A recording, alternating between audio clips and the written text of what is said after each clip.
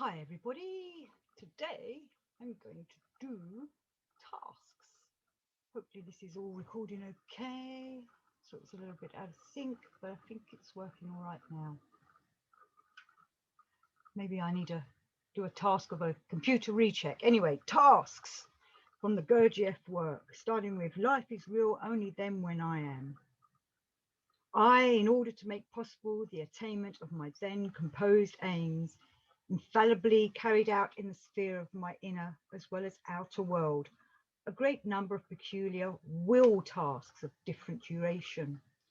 I imposed them, changed, rechanged, or dropped them altogether, always in accord with the circumstances of my life and with the arising of me of new ideas and desires for the future. So we've got to look at ourselves of what it is we desire for the future and what tasks we need to do to get the results from them aims. What are the tasks that we can do in our current situation? Obviously, our situations change. Hopefully, we're not all having day to day the same old thing, though we have been in this last year during 2020 and 2021 with our Groundhog Day continuing.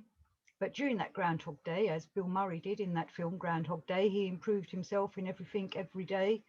And in them 10,000 years that he was stuck in that Groundhog Day, he mastered how to play the piano, mastered reading philosophy, mastered all kinds of things, including winning the girl.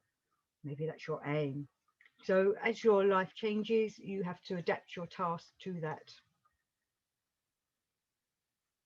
So we're going on now to carrying on with Life is Real. Oh, and that last one was from page 46. I started writing the page numbers down. I might hopefully remember to say them to you. So this is from Life is Real, page 113. This exercise, number 4, from the series for preparing the soil, is performed in reality thus. First, all one's attention must be divided approximately into 3 equal parts. Each of these parts must be concentrated on one of the 3 fingers of the right or left hand, for instance, the forefinger, the third and the fourth, constating in one finger. The result proceeding in it of the organic process called sensing. In another, the result of the process called feeling. And with the third, make any rhythmical movement and at the same time automatically conducting with the flowing of mental association a sequential or varied manner of counting. So he's talking here of doing tasks of on yourself, the sensing tasks that he offers, the sensing exercises. I've talked about that in one of the other shows. I think it was the tension show. I can't remember which.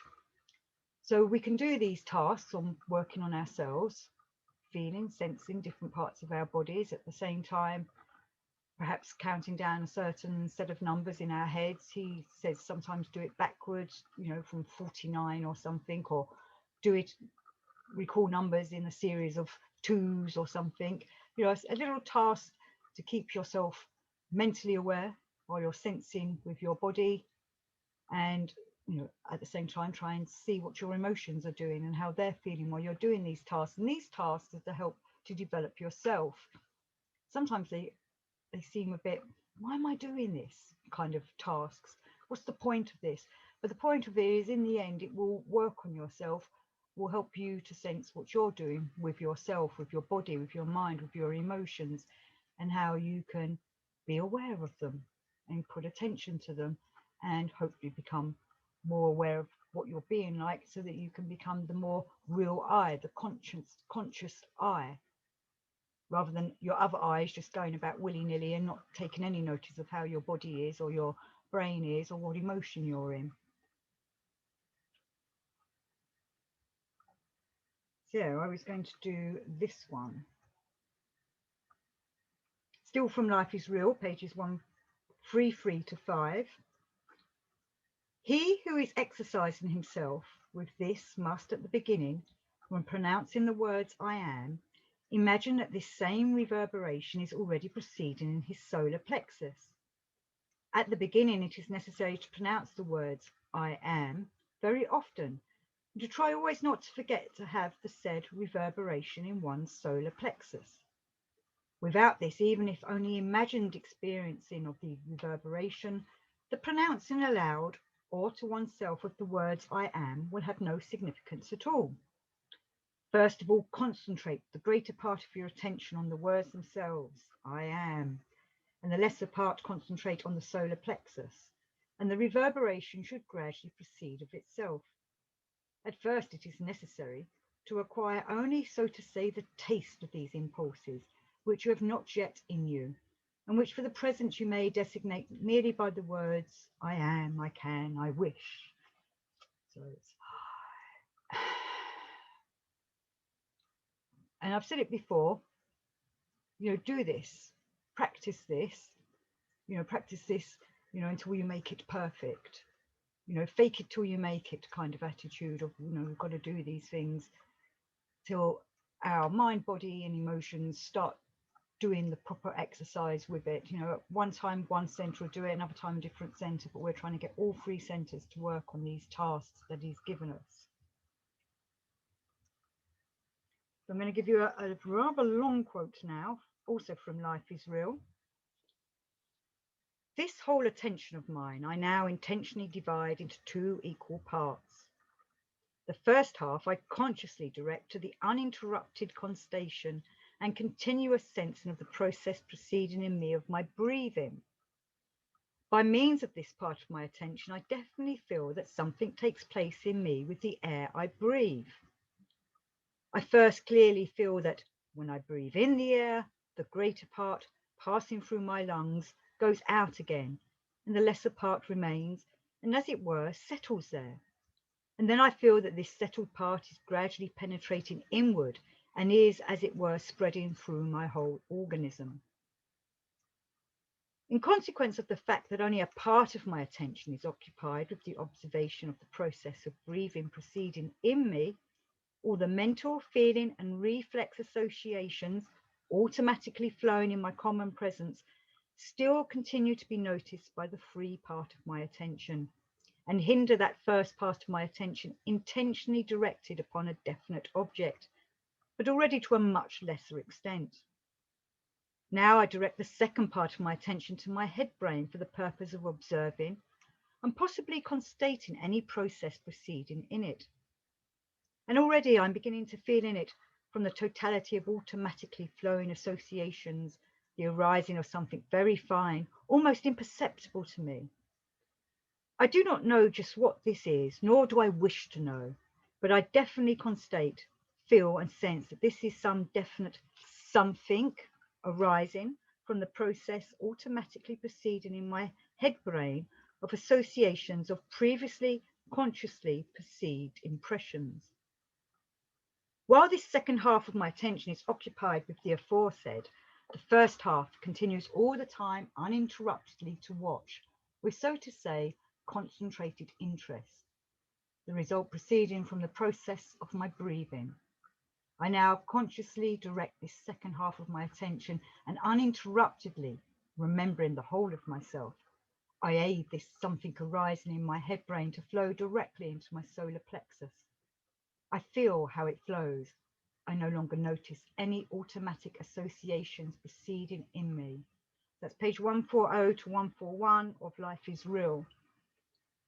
So he's telling you here the results from these tasks as you start taking them on, and how they change as you start doing them more and more and more, and you start noticing that you're doing it consciously rather than automatically. So this is from Meetings with Remarkable Men. I like work, but not with my nature, which is just as lazy as that of other people. I like work with my common sense.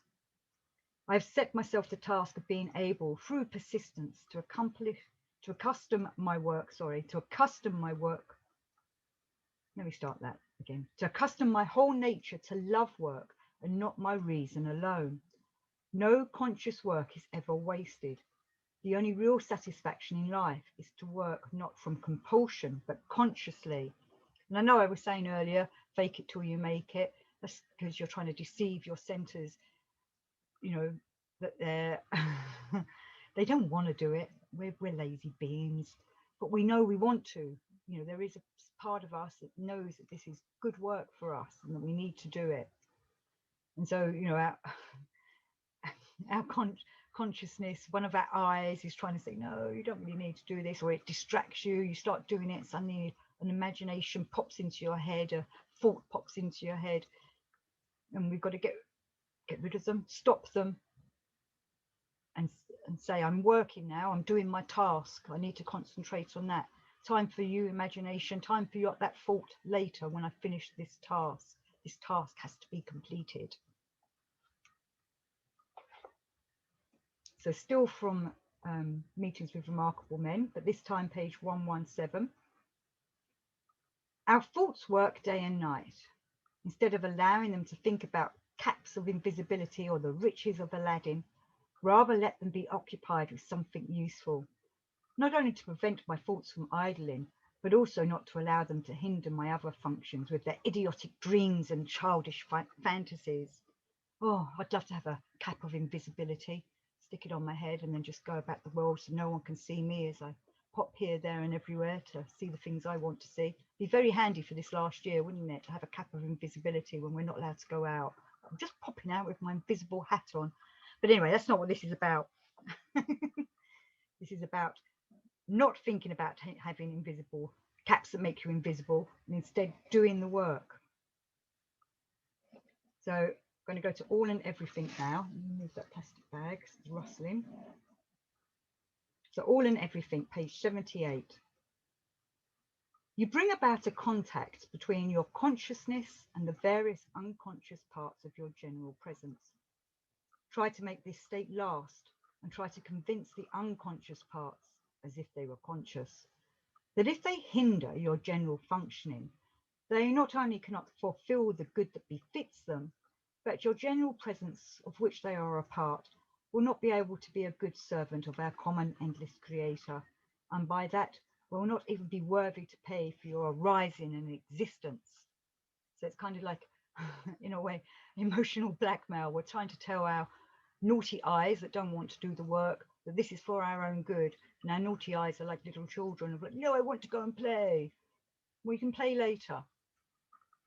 And as you start doing the work and doing it more and more and more, them needs to go and play filter out. They start disappearing. Sometimes you get caught out by them, but oh, this is from my own experience, and I'm sure others have had the same. The ways of idling, the ways of suddenly falling into imagination seem to stop, or don't come on so strong, or don't you can recognize them quicker these days, or I can, and say, no, got to do the work, not going to be distracted by you. All part of the tasks. We're training our bodies, our minds, our emotions to do the work.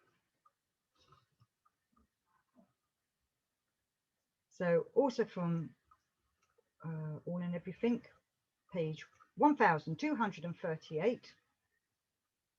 One of the fundamental tasks I have set myself under essence oath, ultimately to prove theoretically as well as practically to all my contemporaries the absurdity of all their inherent ideas concerning the supposititious existences of a certain other world, with its so famous and so beautiful paradise and its so repugnant a hell, and at the same time to prove theoretically and afterwards without fail to show practically that hell and paradise do indeed exist, but only not there in that world, but here beside us on earth. And it's how we make our lives, whether we're living in hell or heaven.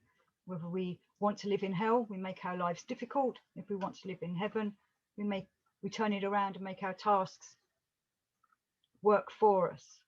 And if we do find ourselves slipping into hell, by working on yourself and becoming aware of what's happening, you start seeing things differently. You need to be the impartial thing again, of bringing in your common sense of, what is this? What do I need? Do I need this hell? Is it helping me? Though Gurdjieff does also say when our sufferings are happening to us, we want to try and turn it around and use that suffering to help us develop. Loads of starlings have just flown by, giving you a running commentary of my window. And our essence oath is very important in doing our tasks. If we make it an essence oath, we're more likely to work on it because our essence is listening and popping up behind our personalities and trying to shut them down. And hopefully, as our different eyes are all trying to deceive us or whatever, that steward eye will come up and gather everyone together and say, no, we must do our tasks and work upon ourselves so that real I can emerge. So from Views from the Real World, page 45. Who undertakes the task of self-knowledge and further self-development must put it first in his life, which is not so long he can afford to squander it on trifles. Remember, life is short. You know, before you know it, you're an old person and you think, why haven't I done all the work that I've been knowing that I can do? And if we can work on ourselves every day, work on ourselves a little bit, you know, even if it's doing a bit of Tai Chi, Qigong, yoga, got your physical bit and getting yourselves balanced, a bit of mental effort. You know, as Gurdjieff said, set yourself certain times to do your exercises. And don't squander your life. So also from Views from the Real World, page 46. What can allow a man to spend his time profitably in his search, if not freedom from every kind of attachment? Determination and persistence in the search, intensity and constancy in it. And it is a continuing task. We need to work on it all the time. Persistence. So we have a Q&A for Gurdjieff here from Views from the Real World, page 91. Gurdjieff. Make the breaking of a small habit your aim. Question. Would trying not to talk so much be a good task? Gurdjieff replies. For you, this is a very good aim. Truly, this is a very good task. But it is a big thing, not small. I promise you, if you achieve this, even if I'm not here, I will know about your achievement and will send help so that you will know what to do next. So you've got to, like, you know, this guy who was asking the question, or lady, whoever, was saying about not talking so much. They kind of was aware of something that was holding them back, and you've got to become aware of what's holding you back. Not necessarily your chief feature. Maybe I'll do that in another show. You know, if you know what your chief feature is, obviously work on it.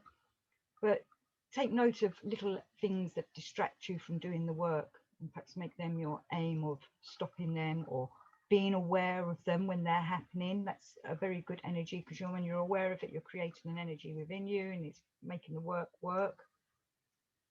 And what was I going to say? And yes, the other thing I kind of like, even though Gurdjieff has passed away, I like to think he is out there helping us. You know, those that want to do the work, we can call upon him and ask him to help us in it.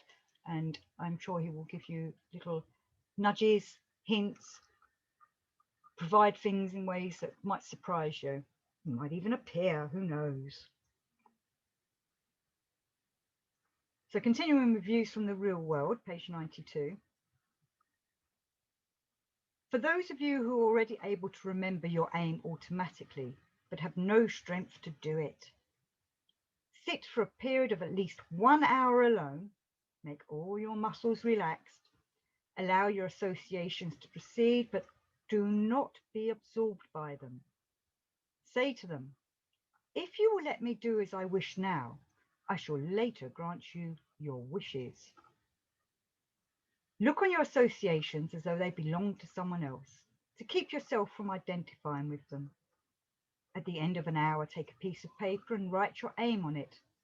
Make this paper your God. Everything else is nothing. Read it constantly. It becomes part of you. At first theoretically, but later practically. To gain energy, practice this exercise of sitting still and making your muscles dead. Only when everything in you is quiet after an hour, make your decision about your aim. Don't let associations absorb you. To undertake a voluntary aim and to achieve it gives magnetism and the ability to do. And these are the things we're aiming at. We're trying to create that magnetic center and have the ability to do. And so we've got to find what our tasks are, perform our tasks, and if we're performing them consciously, that magnetic center will start to develop, and your ability to do will grow and grow and grow.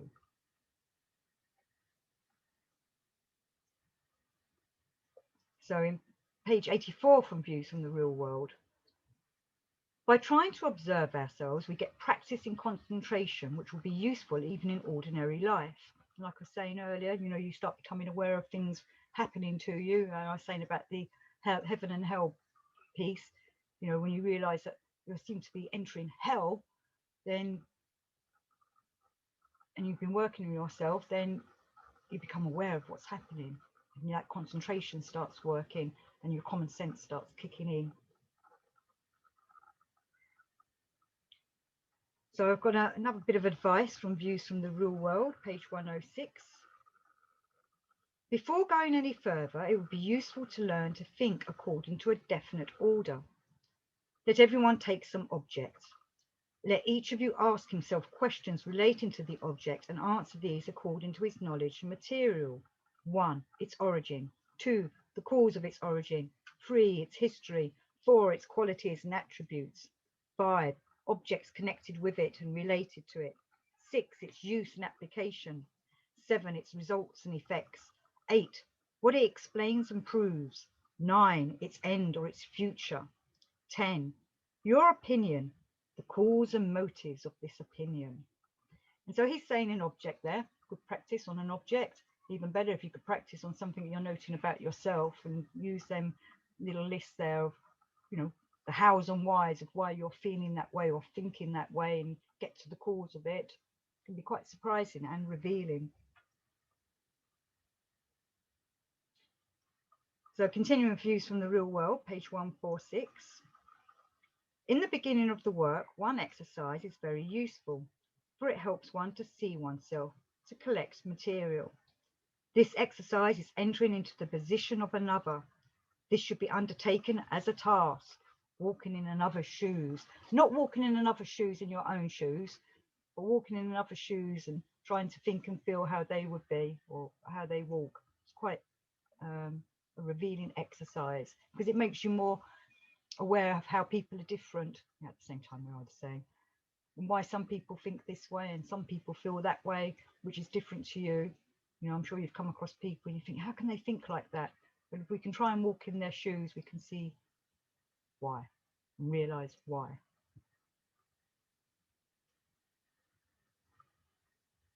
Right, so I was going to do Views from the Real World, page 163. The principle of your work should be to try to concentrate all the force you can on the parts of your body that are doing the work at the expense of the other parts. The expense of the other parts. It's trying to make our whole body work for us, isn't it? And everything in it, our all that's inside us, our everything that's part of us. We want it to work harmoniously.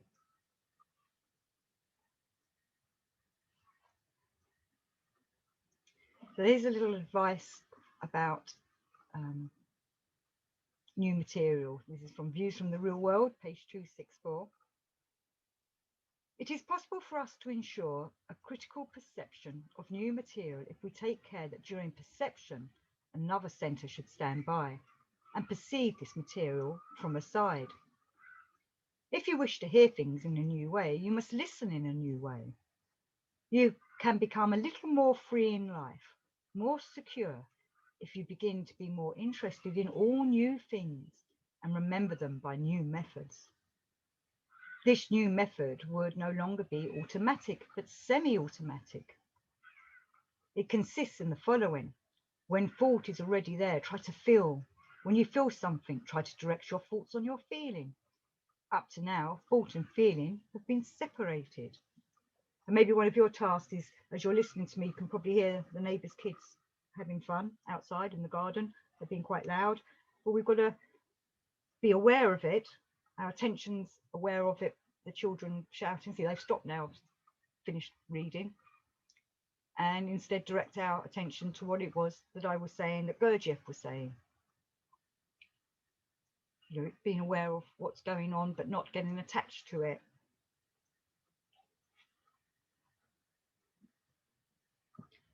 So more advice from Views from the Real World, page 150. No matter how furious, how beside myself I am, in a corner of my mind I shall still remember the task I set myself. My mind is unable to restrain myself from anything, unable to make me feel this or that towards him. But it is able to remember. I say to myself, you need him, so don't be cross or rude to him. It could even happen that I would curse or hit him, but my mind would continue to pluck at me, reminding me that I should not do so. But my mind is powerless to do anything. This is precisely what anyone who has a serious desire not to identify himself with his essence can do. This is what is meant by separating the mind from the essence. A serious man, a grown-up man, whenever he decides whatever problem he has set himself, the problem will always remain in his head. So quite a lot there. He's trying not to follow our feelings or our thoughts when someone's annoying us. You just want to slap them in the face, or rebuke them in some way. We've got to look back as to why they're being like this. Sadly, there are stupid people out there. It's difficult to argue with stupid people.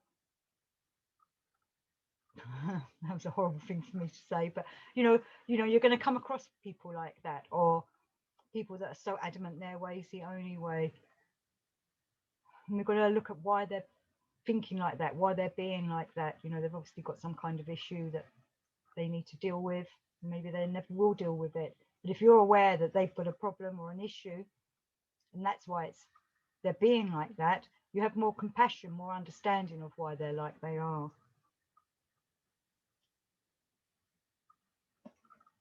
So views from the real world, page 231. For primary exercises in self-remembering, the participation of all three centers is necessary. At the beginning, all three need to be evoked artificially.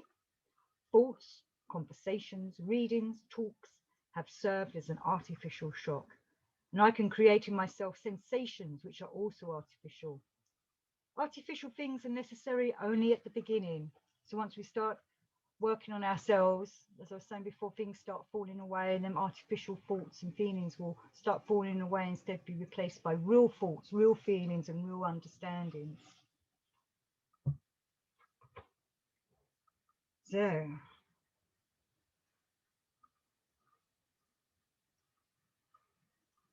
here's a little advice for self-remembering. So this is Views from the Real World, page 234. In my thoughts, I already have a certain number of associations for self-remembering. Consequently, I shall pay little attention to thoughts, but shall devote all my time to the other parts.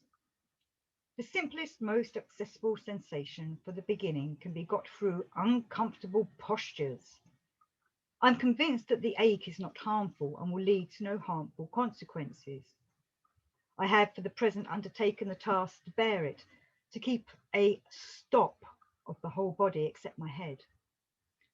Concentrate all my attention on not allowing myself automatically, unconsciously to change my position. So, get that strange position, whether it's sitting cross-legged or in the lotus position, or I don't know, you find your uncomfortable position, and it's trying to keep your mind going, being aware of what your body's doing and not let your emotions take over. Now I begin to think in my mind, I wish very much to be able often to recollect these sensations. I wish them to remind me. 1, 2, wish. Oh no, 1, I. 2, wish. 3, to remember. 4, myself. 1, I, mentally. I must not say I merely mechanically as a word, but I must note in myself its resonance. He used to have this exercise of, when he was doing the I am, you had to figure out where it was in you. You're doing your where is it reverberating in you? Where can you feel it? 2, wish. I feel, sense with the whole body the vibration which occurs in you. 3, to remember, a barely perceptible process in the middle of the chest. 4, myself. I mean the whole of myself, thought, feeling, and body. the atmosphere and all that is in it. These centres, which produce a resonance when we pronounce each of the 4 words, must be given rest in turn. I wish to remember myself. I wish to remember myself. I wish to remember myself. So these centres which produce a resonance which we pronounce each of the 4 words must be given rest in turn. Each bell has its own battery. While I'm saying I, one bell answers. Wish, another bell. To remember, a third bell. Myself, the general bell. The energy in the general accumulator is generated only when all accumulators work one after another in a certain definite combination. I keep saying I'm going to do an accumulator show. That's another big topic to try and cover. So also from views from the real world, this is the page before, 232. To prolong the memory of self-remembering is possible by making the energy stored in us last longer. If we are able to manufacture a store of this energy, we waste so much energy in our imaginations, our thoughts, our worries, our, whatever you're doing that's not work can be a waste of energy, like getting angry, that's such a big waste of energy, being jealous, big waste of energy. But if we're aware of why we're becoming like that, instead it starts creating a different kind of energy. When I don't want to use the word analyze because it's not really analyzing, but it's being aware of it, and it changes all the energy inside you. So from views from the real world, page 244.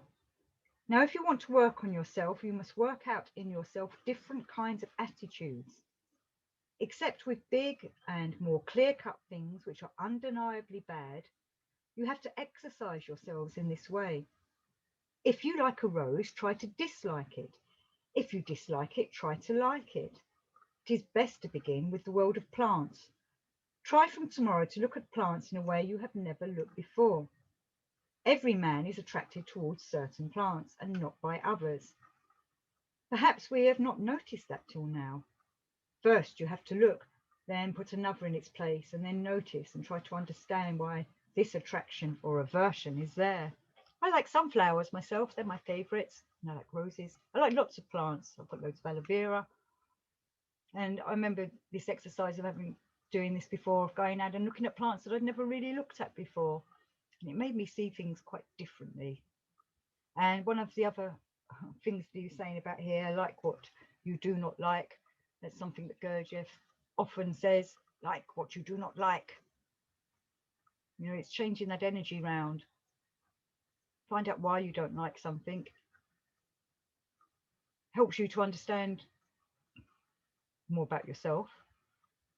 But it also changes that energy into, well, why do you not like it? What is it about it that you dislike? And hopefully start liking it. Remember, love makes the world go round.